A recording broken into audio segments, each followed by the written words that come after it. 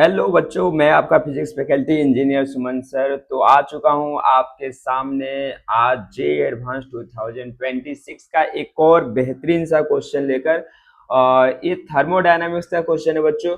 और मैं बार बार आपके क्लासेस में बोलता हूं कि थर्मोडायनामिक्स जे एडवांस के लिए बहुत ही ज़्यादा इम्पोर्टेंट चैप्टर है। और कहीं ना कहीं मैं सबसे ज्यादा जो प्रैक्टिस करवाता हूँ, जो सबसे ज्यादा इंपॉर्टेंट चैप्टर्स होता है उन सारे टॉपिक्स पर मैक्सिमम क्वेश्चंस मैं प्रैक्टिस करवाता हूँ। मेरे जो भी बच्चे हैं उनको अच्छे से पता है कि हम लोगों ने इस टाइप का क्वेश्चन कितने क्लासेस में सॉल्व किए हैं और उससे रिलेटेड क्वेश्चंस आए। मैंने क्लासरूम में भी बहुत टाइम बोला बच्चों, ये टॉपिक से क्वेश्चंस आना फिक्स्ड है। एवरी ईयर 3 to 4 क्वेश्चंस आते ही आते हैं। अगर आप भी मेरे चैनल पर फर्स्ट टाइम आए हैं और अभी तक आपने चैनल को सब्सक्राइब नहीं किया तो बच्चों जाइए और चैनल को सब्सक्राइब कर दीजिए। इससे बेस्ट और बेहतरीन कंटेंट आपको कहीं नहीं मिलने वाला है। ओके, तो चलिए बच्चों देखते हैं क्वेश्चंस को कि क्या दिया हुआ है। क्वेश्चन की क्वासी स्टैटिक साइकिल है बच्चों और मोनो एटॉमिक आइडियल गैस है। बेटा मोनो एटॉमिक आइडियल गैस है, तुरंत आपके दिमाग में चलना चाहिए कि गामा का जो वैल्यू होगा वो 5/3 होगा। एंड आइसोथर्मल प्रोसेस, ए भी देख रहे हो ना, ए से बी में जो प्रोसेस हो रहा है बेटा वो आइसोथर्मल। आइसोथर्मल का मतलब होता है कि टेम्परेचर का जो वैल्यू होगा बच्चों वो क्या रहने वाला है, कांस्टेंट रहने वाला है। यानी आप ये बोल सकते हो कि जो P A into V one is equal to क्या होगा बच्चों, P V into V two होगा। ये ध्यान में रखने वाला है। Okay, and followed by an isochoric process BC. BC में जो है आइसोकोरिक प्रोसेस होता है बच्चों। अब जैसे आइसोकोरिक प्रोसेस हो गया यानी वॉल्यूम जो है वो कांस्टेंट हो गया। वॉल्यूम कांस्टेंट हो गया यानी वर्क डन जो है बच्चों वो क्या हो जाएगा, जीरो। इस जो आपके दिए हुए चीजें वो आप पहले लिख लो और यहाँ पर ये लिखो कि जो आपका वॉल्यूम होगा वो टेम्परेचर के डायरेक्टली प्रोपोर्शनल होगा। यानी V1/V2 जो हो जाएगा बच्चों वो हो जाएगा, सॉरी वॉल्यूम तो कांस्टेंट है यहाँ पर।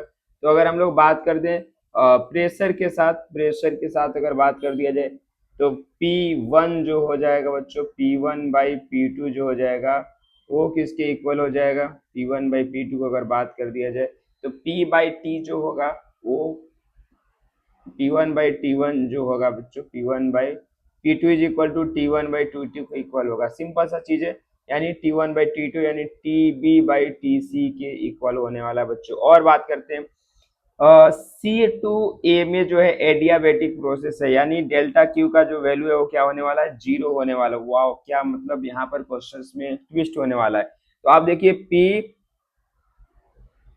PA/V गामा का मैं बात कर दूं, V1 gamma is equal to PC into V2 gamma, ये भी क्या रहने वाला बच्चों, और कांस्टेंट रहने वाला। और क्या, अगर टेम्परेचर के साथ रिलेशन देखना चाहते हो तो टेम्परेचर के साथ तो ये लिख सकते हो TA/V1 gamma -1 is equal to TC जो हो जाएगा बच्चों और V2 गामा -1।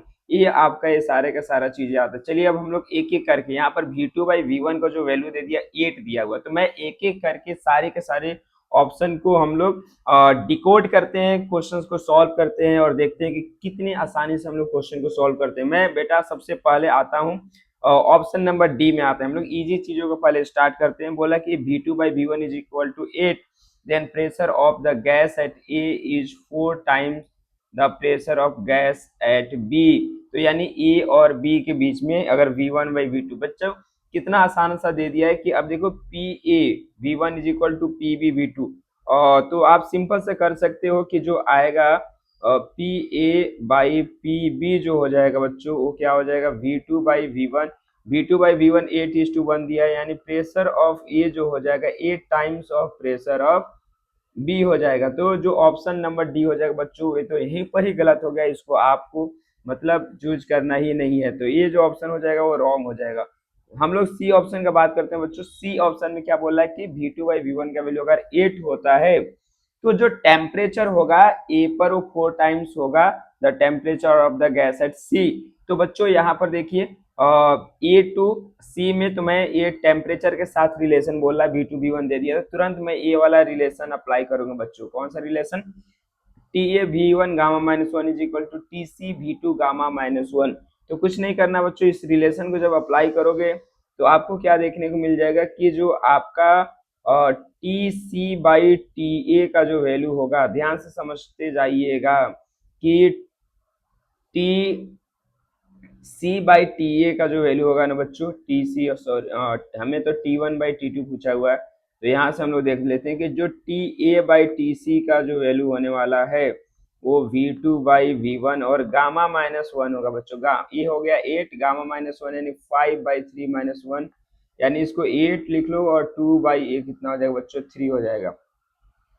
तो T A by T C जो आएगा ना बच्चों, ये कितना हो जाएगा, 2 का पावर 3 और 2/3, 3 कैंसिल आउट हो जाएगा, ये 4 हो जाएगा। So T A will be equal to 4 times of T C. देखो तो बच्चों कोई ऑप्शन में दिख रहा है क्या? यस, थर्ड ऑप्शन यही है, तो ये आंसर जो हो जाएगा वो क्या हो जाएगा, करेक्ट हो जाएगा बच्चों। ठीक, ऑप्शन नंबर हम लोग अब ए पर आते हैं, वर्क डन का बात करते हैं बच्चों की। वर्क डन जो है बोला if V2/V1 is equal to 8 the heat release in the process BC। BC में जो हीट रिलीज होगा बच्चों, BC में तो वर्क डन 0 हो गया, तो जो टेम्परेचर में चेंज आ रहा है ना बच्चों, जो टेम्परेचर में चेंज आ रहा है वही क्या होगा। अब देखो बी और सी का टेम्परेचर, क्योंकि ए का टेम्परेचर पता है, सी का भी टेम्परेचर पता है, ए और बी का जो टेम्परेचर वो सेम होगा क्योंकि आइसोथर्मल प्रोसेस है। तो आइसोथर्मल प्रोसेस में जो आपका टेम्परेचर होता है बच्चों वो कांस्टेंट रहता है। तो आप ये बोल सकते हो कि जो ए का टेम्परेचर है और बी का टेम्परेचर है वो सेम रहने वाला है। तो मैं यहाँ पर क्या करने वाला हूँ कि जो आपका बी टू सी में है, तो जो हीट लॉस होगा बच्चा, हीट लॉस जो होगा वो डेल्टा यू के इक्वल हो जाएगा। और डेल्टा यू आप जानते हो वो कितना होता है, F/2 NR डेल्टा टी होता है, या NC भी डेल्टा टी होता है बच्चों। तो ये मोनो एटोमिक है, मोनो एटोमिक है 3/2 N और R का वैल्यू R है, तो डेल्टा टी यानी टी सी माइनस, तो C का जो टेम्परेचर है ना बच्चों, यानी अगर हम लोग बात कर दे टी सी, तो ये टी सी जो है, टी सी रहने दो और माइनस कितना हो जाएगा, और टी ए करेंगे हम लोग यहाँ पर, तो आप देखिए 3/2 NR और ये हो जाएगा T C minus T A जो है, तो टी सी माइनस 4 TC। तो ये आप यहाँ से देखोगे तो 9/2 NR और टी सी आ जाएगा। ये हीट लॉस आ रहा है, कहाँ पर आ रहा है बच्चों ये हीट लॉस, ये निगेटिव में आएगा, देख रहे हो ये रिलीज हो रहा है। ये आया आपका आइसो थर्मल के केस में, ए बी जो आपका बी टू सी की बात हम लोग कर रहे हैं, हीट रिलीज हो रहा है। ए टू बी में अगर बात कर देंगे बच्चों, तो ए टू बी में क्या होने वाला है इस चीज को भी हम लोग देखते हैं, समझते हैं। तो ए टू बी में जब देखोगे तो जो आइसोथर्मल प्रोसेस है, तो जो वर्क डन होगा ना बच्चों वही डेल्टा क्यू के इक्वल हो जाएगा।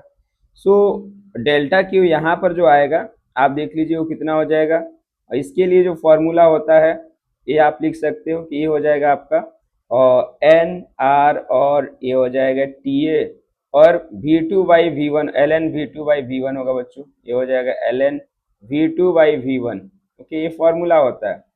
तो यहाँ पर देखिए इस वाले केस में NR और TA मैं TA लिख दे रहा हूँ, ln V2/V1 8 है बेटा, ये 8 है, तो इसको आप लिख सकते हो 3NR और ये आ गया NR और TA का वैल्यू जो है 4 TC है बच्चों, और ये हो जाएगा आपका ln 2 होगा। ओके, तो अब देखिए ये हो जाएगा 12, कितना होगा बच्चों, NR और TC और ln 2 का वैल्यू 0.7 के आसपास में है, राइट।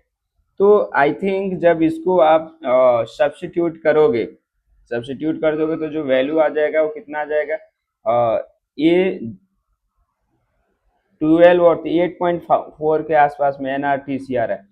तो ए भी ऑप्शन जो हो जाएगा वो क्या हो जाएगा, करेक्ट, यानी हीट रिलीज ऑपरेशन जो है स्मॉलर देन है हीट रिलीज। यहाँ पर तो आपका 4.5 के आसपास में आ रहा था और यहाँ पर 8.4 आ रहा है, तो ए ऑप्शन जो होगा बच्चों वो भी क्या हो जाएगा, करेक्ट हो जाएगा। ऑप्शन नंबर बी के बारे में बात कर रहा है कि बोला कि for a given value of V2/V1 eta does not depend on the temperature of the isothermal gas. बिल्कुल सही बात है, टेम्परेचर पर नहीं डिपेंड कर रहा है, तो ये भी ऑप्शन जो है करेक्ट है। ओके बच्चों, तो अभी तक आप मेरे चैनल को सब्सक्राइब नहीं किया हो तो चैनल को सब्सक्राइब कर दो और अपने दोस्तों तक इस वीडियो को शेयर कर दो बच्चों। थैंक यू सो मच, मिलते हैं अगले वीडियो में।